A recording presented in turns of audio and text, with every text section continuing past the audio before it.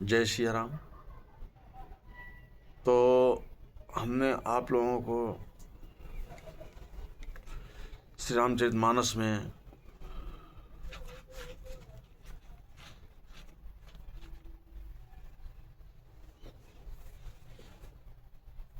सिद्ध तपस्वी योगी गण देवता किन्नर और मुनियों के समूह उस पर्वत पर रहते हैं। वे सब बड़े पुण्यात्मा हैं और आनंद कंद श्री महादेव जी की सेवा करते हैं। हमने पिछले भाग में आप लोगों को बताया महादेव और पार्वती जी की ब्याह की कहानी। अब आगे भाग में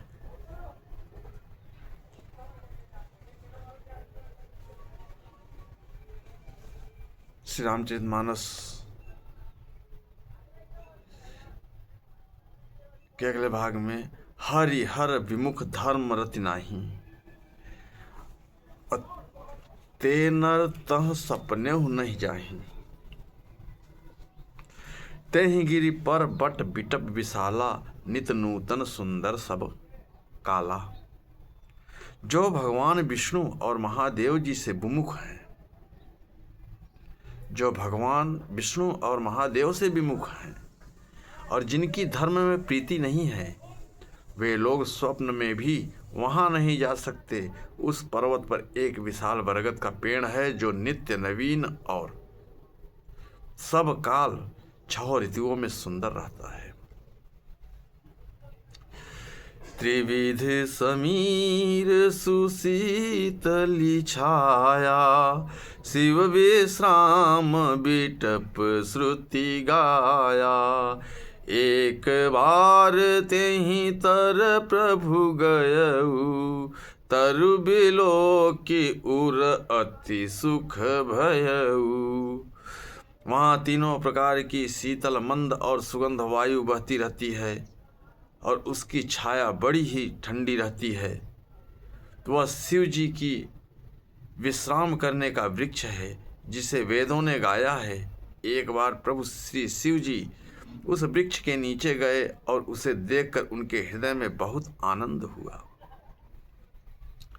निज कर डासी नागरि पुछाला, बैठे सहजहि शंभु कृपाला। कुंद इंदु दर गौर शरीरा, भुज प्रलंब परिधन मुनि चीरा। अपने हाथ से बागंबर बिछाकर कृपालु शिव जी स्वभाव से ही बिना किसी खास प्रयोजन के बैठ गए। कुंद के पुष्प चंद्रमा और शंख के समान उनका गौर शरीर था, बड़ी लंबी भुजाएं थी और वे मुनियों के से वल्कल वस्त्र धारण किए हुए थे। तरुण अरुण अंबुज समचरना, नख दुति भगत हृदय तम हरना। भुजग भूति भूषण त्रिपुरारी, आनन शरद चंद छविहारी। उनके चरण नए पूर्ण रूप से खिले हुए लाल कमल के समान थे। नखों की ज्योति भक्तों के हृदय का अंधकार हरने वाली थी। सांप और भस्म ही उनके भूषण थे और उन त्रिपुरासुर के शत्रु श्री शिव जी का मुख शरद पूर्णिमा के चंद्रमा की शोभा को भी हरने वाली फीकी करने वाला था। जटा मुकुट सुर सरित सिर, लोचन नलिन विशाल। नीलकंठ लावण्य निधि, सोहबाल विधुभाल। उनके सिर पर जटाओं का मुकुट और गंगा जी शोभायमान थी। कमल के समान बड़े बड़े नेत्र थे। उनका नीलकंठ था और वे सुंदरता के भंडार थे। उनके मस्तक पर द्वितीया का चंद्रमा शोभित था। बैठे सोह काम रिपु कैसे, धरे शरीर सता। शांत रसु जैसे पार्वती भल अवसर जानी, गई शंभु पही मातु भवानी। कामदेव के शत्रु शिव जी वहां बैठे हुए ऐसे शोभित हो रहे थे मानो शांत रस ही शरीर धारण किए बैठा हो। अच्छा मौका जानकर शिव पत्नी माता पार्वती जी उनके पास गई। जानि प्रिया यादरु अति कीन्हा, वाम भाग आसन हर दीन्हा। बैठी शिव समीप हर साई, पूर्व जन्म कथा चित आई। अपनी प्यारी पत्नी जानकर शिव जी उनका बहुत आदर सत्कार किया और अपनी बाईं ओर बैठने के लिए आसन दिया। पार्वती जी प्रसन्न होकर शिव जी के पास बैठ गई। उन्हें पिछले जन्म की कथा स्मरण हो आई। पति ही हेतु अधिक अनुमानी, बिहसी उमा बोली प्रियवानी।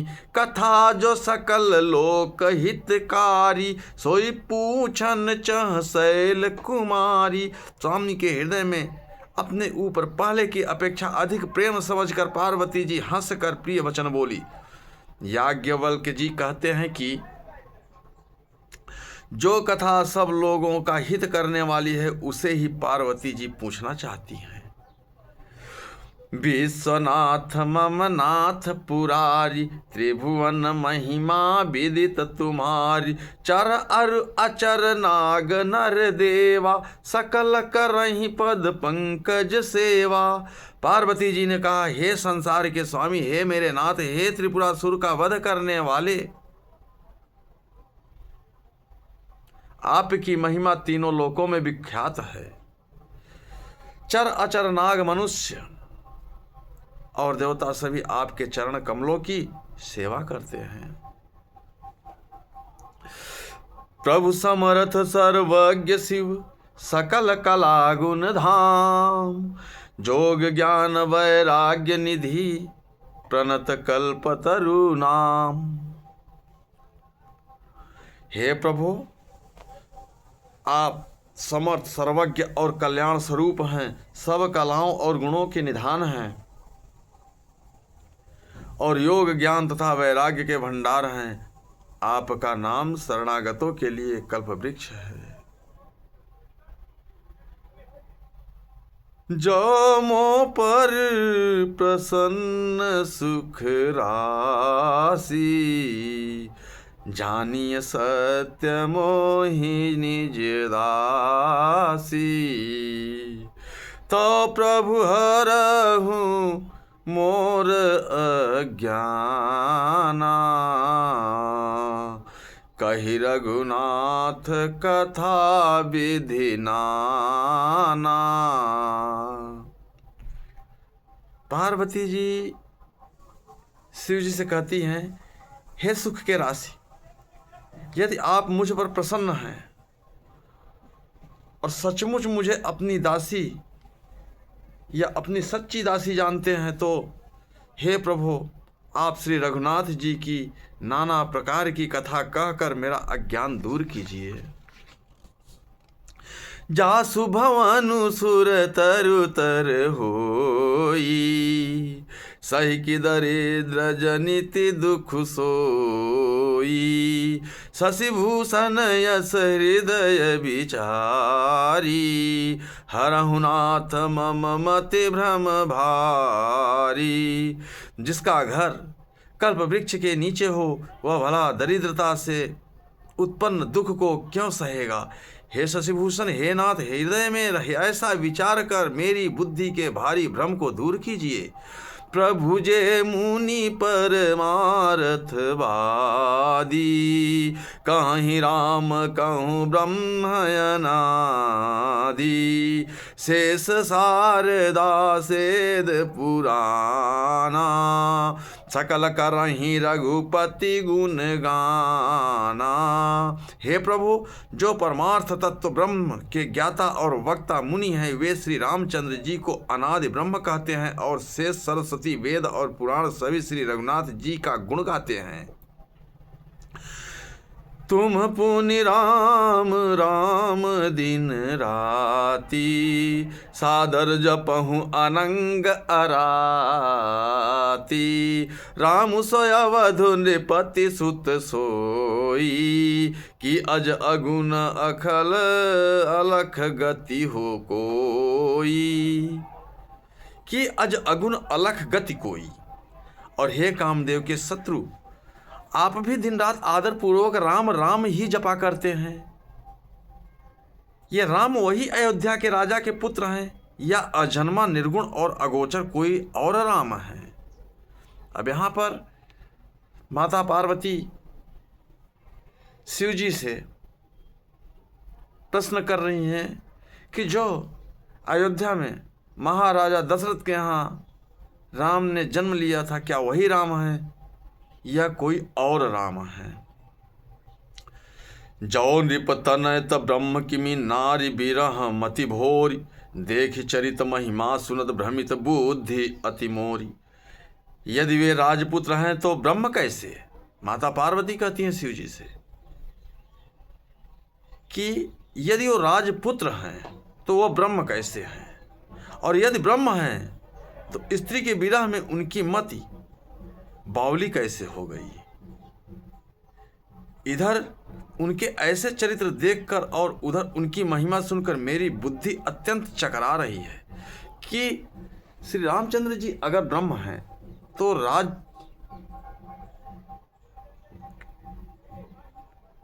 पुत्र कैसे हो सकते हैं, और अगर राजपुत्र हैं तो ब्रह्म कैसे हो सकते हैं, और अगर ब्रह्म हैं तो स्त्री के विरह में वो व्याकुल क्यों है? कितना अच्छा प्रश्न है आप लोगों के सामने। जो अनीह व्यापक विभु को, कहूँ बुझाई नाथ मोहि सोऊ। अज्ञ जानि ऋष उर्ज निधरहूँ, जहि विधि मोह मिटै सोई करहूँ।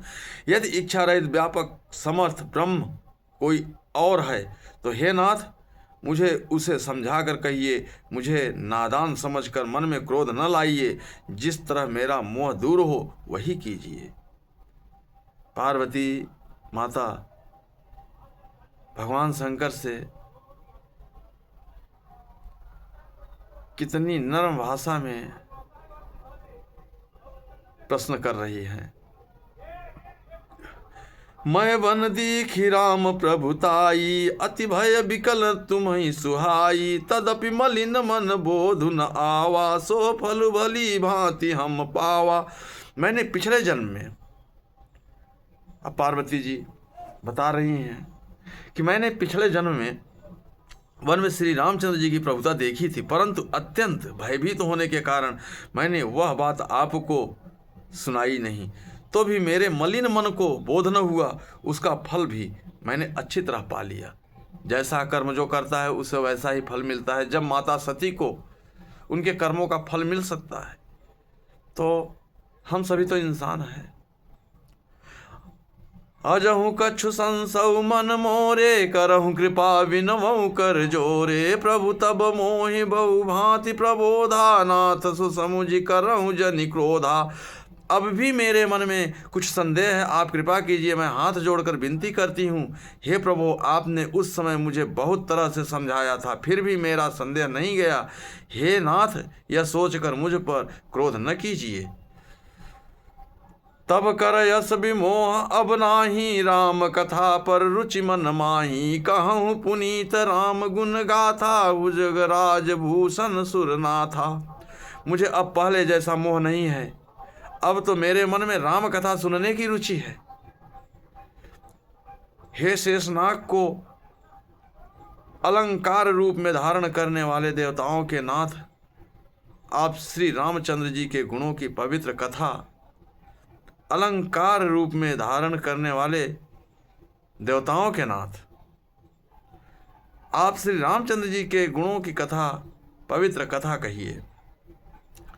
बंदहु पद धरि धरन सिर, विनय करहु कर जोरी।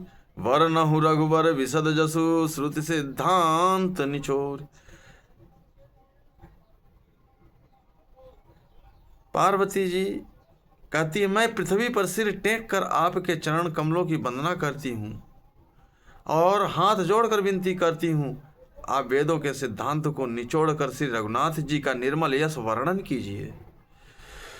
जदपि जो सीता नहीं अधिकारी, दासी मन क्रम वचन तुम्हारी, गूढ़त तत्व न साधु दुरा वहीं, आरत अधिकारी जहाँ पावहीं। यद्यपि स्त्री होने के कारण मैं उसे सुनने की अधिकारिणी नहीं हूँ, तथापि मैं मन वचन और कर्म से आपकी दासी हूँ। संत लोग जहाँ आर्थ अधिकारी पाते हैं, वहाँ गूढ़ तत्व भी उससे नहीं छिपाते। अति आरति पूछऊँ सुर राया, रघुपति कथा कहूँ करिदाया। प्रथम सो कारण कहूँ विचारी, निर्गुण ब्रह्म सगुण बपुधारी। हे देवताओं के स्वामी, मैं बहुत ही आर्तभाव दीनता से पूछती हूँ, आप मुझ पर दया करके श्री रघुनाथ जी की कथा कहिए। पहले तो वह कारण विचार का बतलाइए जिससे निर्गुण ब्रह्म सगुण रूप धारण करता है। पुनि प्रभु कहूँ राम अवतारा, बाल चरित पुनि कहूँ उदारा। कहूँ जथा जानकी विवाही, राज तजा सो दूषण काही। फिर हे प्रभु, श्री रामचंद्र जी के अवतार जन्म की कथा कहिए तथा उनका उदार बाल चरित्र कहिए। फिर जिस प्रकार उन्होंने श्री जानकी जी से विवाह किया वह कथा कहिए, और फिर यह बतलाइए कि उन्होंने जो राज्य छोड़ा सो किस दोष से। बन बस कीन्हे चरित अपारा, कहूँ नाथ जिमि रावण मारा। राज बैठ कीन्ही बहुलीला, सकल कहूँ शंकर सुखशीला। हे नाथ, फिर उन्होंने वन में रहकर जो अपार चरित्र किए तथा जिस तरह रावण को मारा वह कहिए। हे सुख स्वरूप शंकर, फिर आप उन सारी लीलाओं को कहिए जो उन्होंने राज सिंहासन पर बैठकर की थी।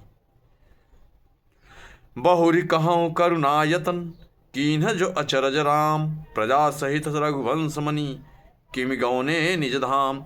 हे कृपा के धाम, फिर वह अद्भुत चरित्र कहिए जो श्री रामचंद्र जी ने किया। वे रघुकुल शिरोमणि प्रजा सहित किस प्रकार अपने धाम को गए।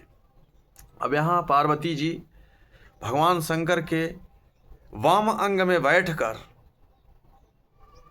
अब उनसे राम कथा सुनाने का विनय कर रही हैं और खुद श्रोता बनकर सुनना चाहती हैं, क्योंकि पिछले जन्म में भगवान शिव की बात न मानकर सती परीक्षा लेने गई और उन्हें उसका फल भोगना पड़ा कि उन्हें पति से भी क्षोभ हो गया और अपने आप को योगाग्नि में भस्म करना पड़ा। माता पार्वती भगवान श्री रामचंद्र जी की कथा सुनने के लिए प्रभु भगवान शिव जी के पास वाम अंग में बैठकर उनसे भगवान श्री राम की पूरी लीलाओं का कथा सुनने के लिए विनय करती हैं। अब बाकी का मैं आप लोगों के सामने अगले भाग में भगवान शंकर जो पार्वती जी को श्री राम जी की कथा सुनाएंगे उसी को आप लोगों के सामने मैं इन सुंदर वाणी से प्रस्तुत करूंगा। आप लोग सुनिएगा ज़रूर, चैनल पे बने रहिएगा, चैनल को लाइक एवं सब्सक्राइब करिएगा। मेरे चैनल का नाम है श्री परशुराम जन कल्याण सेवा समिति। जय श्री परशुराम, जय सिया राम, जय भोलेनाथ।